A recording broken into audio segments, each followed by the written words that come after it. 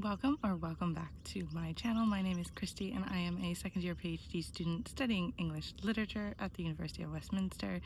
Today I'm taking you along for a day in my life as said second year PhD student who is at crunch time. I have a deadline in October, which it's currently July, so I do have time, but it feels like I don't. I have a chapter draft, or at least a partial one, due to my supervisor at the end of the month, so we're starting the day as per usual with my coffee by the seaside and about 15 minutes of journaling.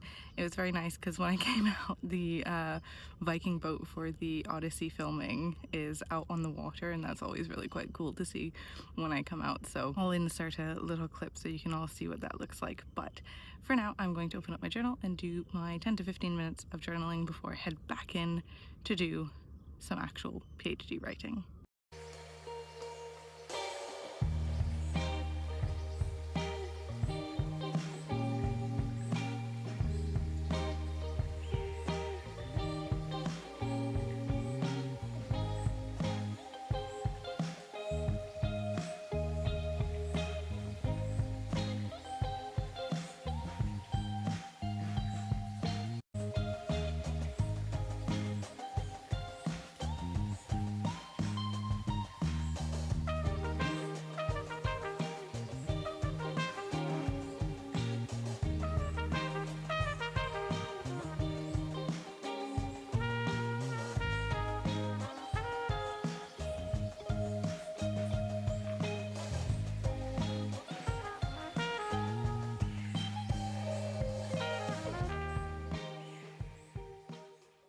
So I now have my second cup of coffee. I'm at my desk and I'm ready to get started on the day. So I'm going to be opening up my Scrivener document and just reviewing where I'm at in terms of this specific subsection within the chapter.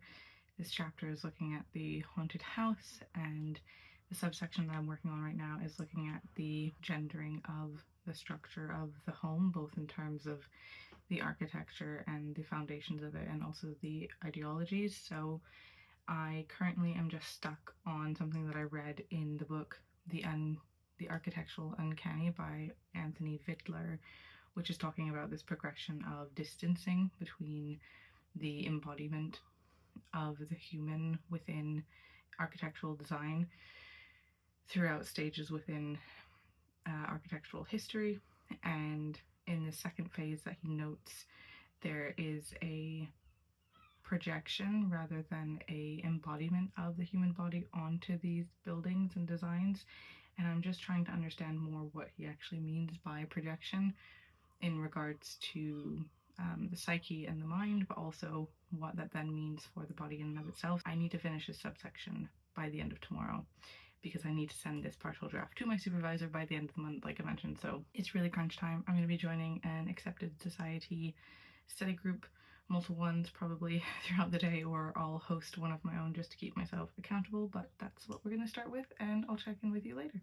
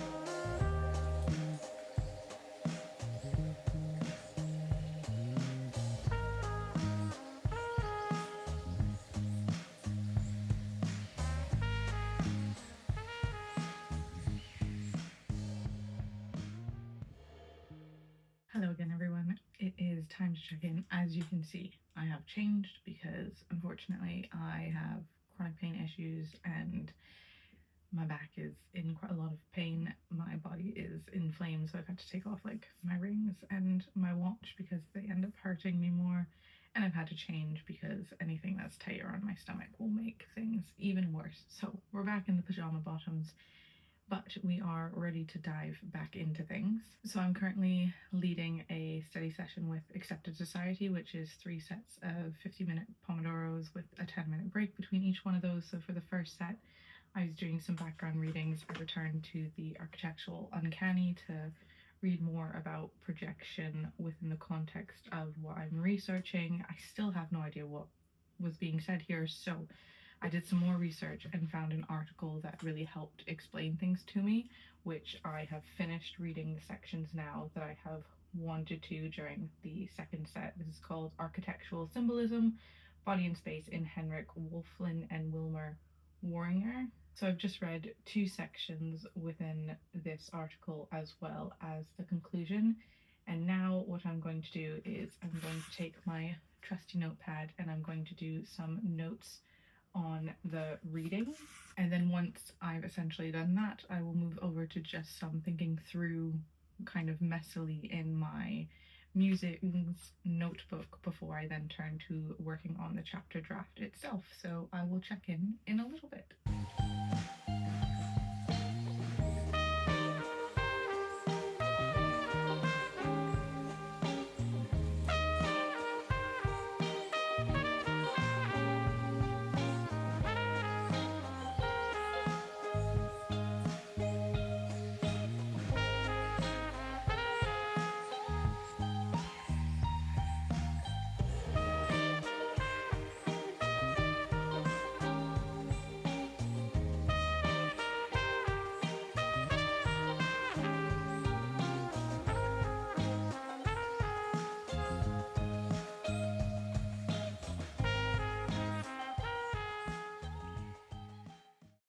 Okay, so I have just finished up my notes for the concept that I have been struggling to understand.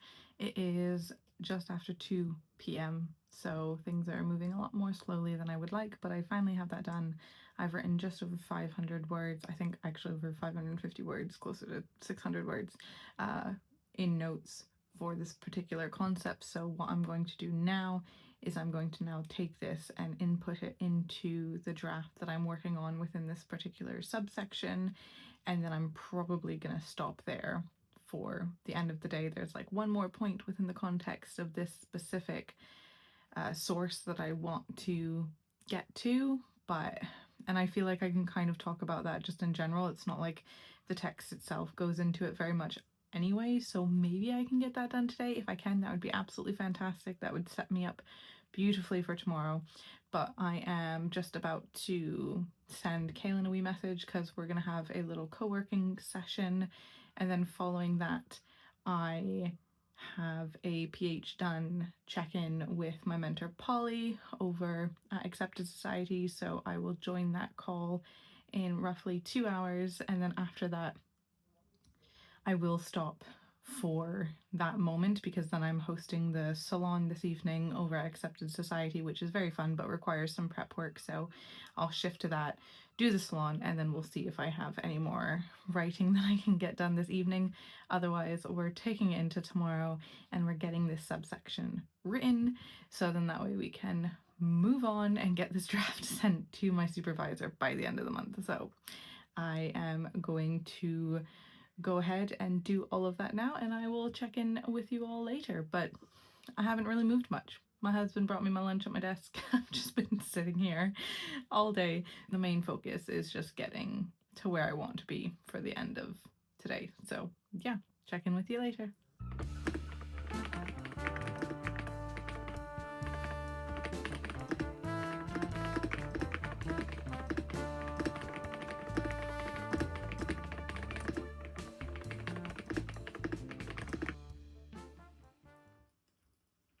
Hi Christy, how you doing? Hello, Polly. I am doing well. I just had a little focus sprint session with Kaylin, so we managed to get some words down, which is excellent. Incredible, congratulations. I'm so pleased to hear. What a nice energy to be bringing to the office hours. This is wonderful. Thank you for making my day. This is great.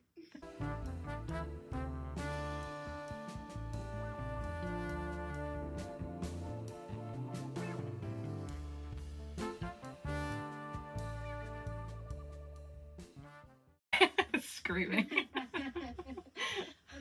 don't know whether this, whether it feels like the right moment. Hello, Christian. Christian, I don't know whether it feels like the right moment, but I wonder whether just like taking 5 minutes just to capture this feeling.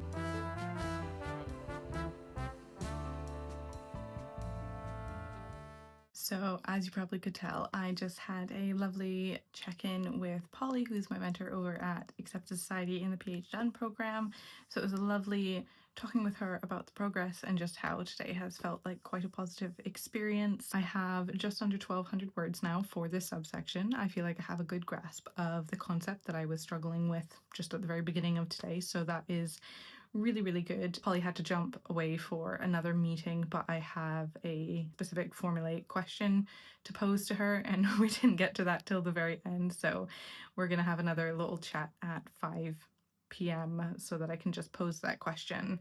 And so I want to be able to just go from that to probably journaling for 5 minutes about my day and my dissertation diaries before then taking a wee break before the salon, and then we'll see if I get any more work done this evening, or if after the salon I call it a day. I kind of wanted to get to explaining animism within the concept that I'm looking at by the end of today, but I'm not that fussed by it, and if I don't get to it, I still feel really, really happy with the progress that I've made today. So yeah, I will check in with you all later.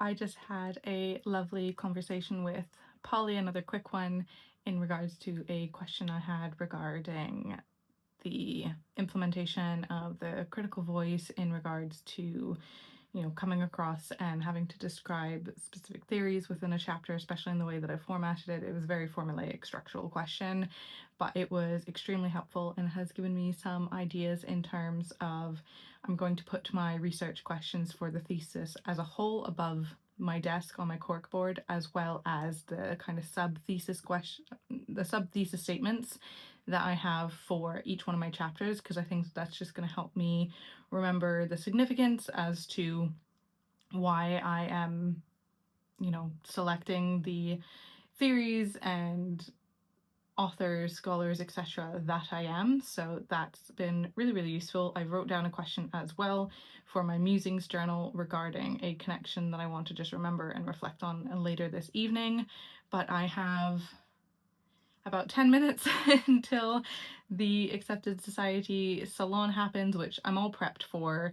I have the questions for people to choose from. So I'm going to go ahead now and very quickly clean up my desk because it's a mess, and then probably pour myself a very cheeky little glass of wine. So the day is not over.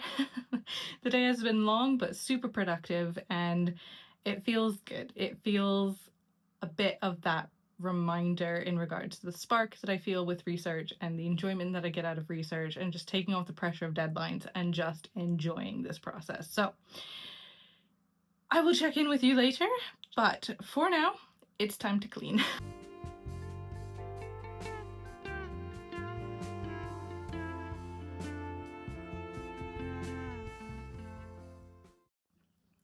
As you can see, I'm entirely signed off now for the evening. I just finished hosting the salon over at Accepted Society, and so we had a very small group, but this is the first time that I was doing a Thursday evening one. So we ended up talking about the significance or role of analog systems within academic research, and also how there are some pros and cons, especially in how aesthetic importance seems to have been applied to journaling now, and also where our influences have come from, whether that be authors, for example myself, Mary Shelley, or different kind of experiences of diary entries from the past versus how the diary entries have developed in terms of the current day, especially those that we see on social media versus ones that are potentially not shown as often. So for example, my morning pages is just writing. There's no stickers or anything like that inside of them. It's not an aesthetic space, it is just a writing space. We're essentially discussing how using analog systems is part of the process in relation to then conducting our research and implementing it into one of the more digital, like structured forms that we may have also applied. So it was very fruitful and really engaging. I'm a bit knackered and it's been a very full-on day, but a very good day. I feel very fulfilled and that is something that I absolutely adore. These are my favorite days in terms of research, where it's just kind of full on and I'm really engaged with everything. So I'm gonna go now have my dinner, and then I'm going to read a little bit this evening as well, and I will check in during the reading process because I want to show the book that I'm reading.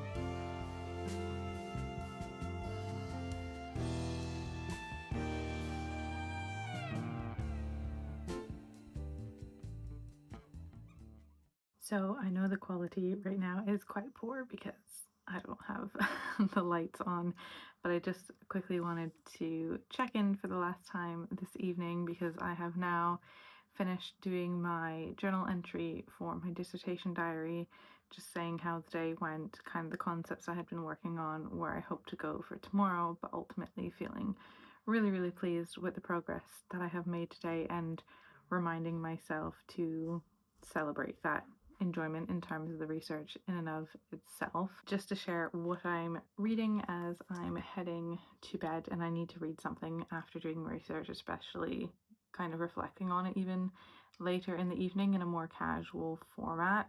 I think that sometimes it still makes my brain a little bit more wired and therefore makes it more difficult for me to actually fall asleep if like I'm in that kind of a mindset going to bed. So I always like to read something that is fiction for fun before I head to bed, but this I wouldn't classify necessarily as a fun read because it's quite a heavy book in terms of the topic. So this is Small Boat by Vincent Delacroix. It is translated from the French by Helen Stevenson, and this was actually shortlisted for the International Booker Prize this year.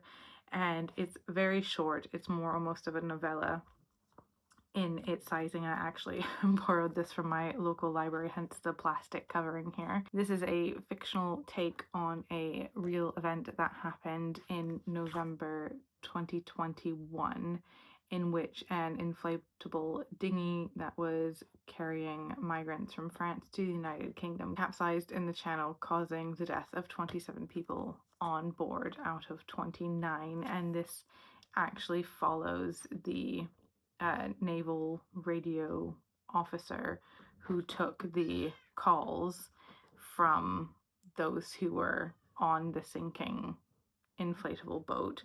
And it is basically the police investigator who is speaking to this character, who is fictional in this context, and talking about why they have made the decisions that they have. And there's quite a circular format in terms of the conversations happening here, which is definitely a deliberate choice that the author has made.